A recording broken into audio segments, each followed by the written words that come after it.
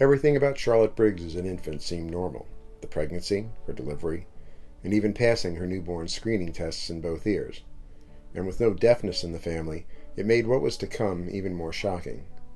As a toddler, Charlotte, who emulated her two older sisters, seemed absolutely fine.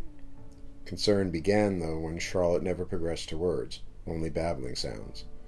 Those babbling sounds became shrieks for attention and understandable frustration for Charlotte. Early intervention and self-testing, in which Charlotte could not hear her own name when shouted from behind, were just signs for what an auditory brainstem response test would confirm. And at 24 months, Charlotte was diagnosed as being profoundly deaf.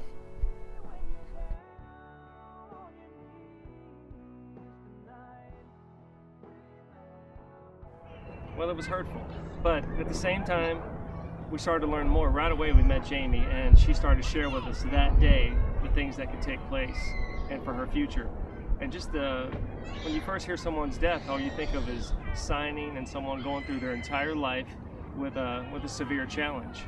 But now it looks like she could actually be mainstreamed in the regular kindergarten with her sisters, and kindergarten to first grade.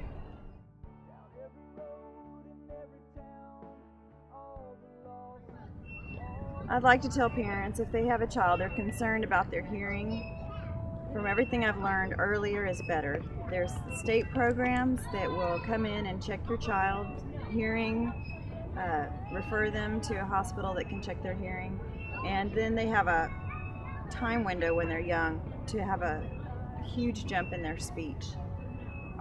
We love the cochlear implants. If somebody's even considering them, we feel like that's a way that she can speak well and do well and have a normal life. Yeah, everybody wants the best for their own child, and if you have anything that can help you along the way, especially like if you have a child who's born with some kind of thing, well, like Charlotte, where she can't hear, she's deaf, knowing the cochlear implants is even an option for you should be one of the things you have to look into. You know, wanting what's best for your children. We all do, and since the beginning of time, I believe it's always been that way. And now the technology's caught up that she can live a happy and normal life with her cochlear implants. Claire was born in June of 2006, and unbeknownst to her parents, did not receive a newborn screening hearing exam while in the hospital. It was Claire's dad who first noticed that she was not reacting to sound, and she was officially diagnosed with profound bilateral hearing loss in October of 2006 when she was about 4.5 months old. She received her first implant 1 week after her first birthday, and her second one about 5 months later. She's been in speech therapy just about every week of her life since 6 months of age, and now, at 4.5 years old, is doing amazingly well in a full mainstream pre-K program where she loves to dance, draw, run, swim, kick, throw, and just about one of the happiest children you'd ever want to meet. Because of Claire's situation and a lot of hard work by the Puryear family, Claire's law was passed in the state of Tennessee mandating hearing tests in all newborn children.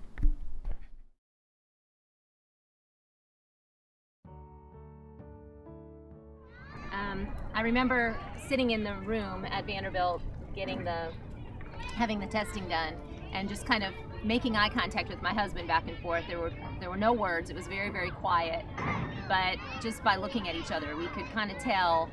It was like we were kind of talking to each other in silence, because we both kind of felt like we knew that our suspicions were correct, and they were. And so when we finally got the diagnosis, we were, I wouldn't say completely shocked, but we were obviously devastated. And I think the first thing we both, without really even talking about it, the first thing that we said was, well, what can we do? What can we do about this? You know, what are our options? And that's when the audiologist at Vanderbilt first told us that cochlear implants would be an option for Claire, because she is profoundly deaf in both ears. And I think we were really lucky in that both of us were really kind of on the same page from the beginning. And we just decided very quickly that that was the avenue that we wanted to pursue.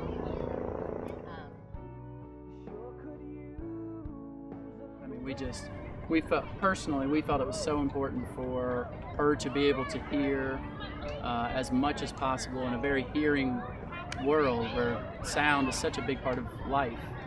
For us personally, we have not looked back. We've never second-guessed the decision. The technology has been unbelievable. I mean, it's truly unbelievable. They recreate a sense, that the person is lacking, and it's pretty amazing.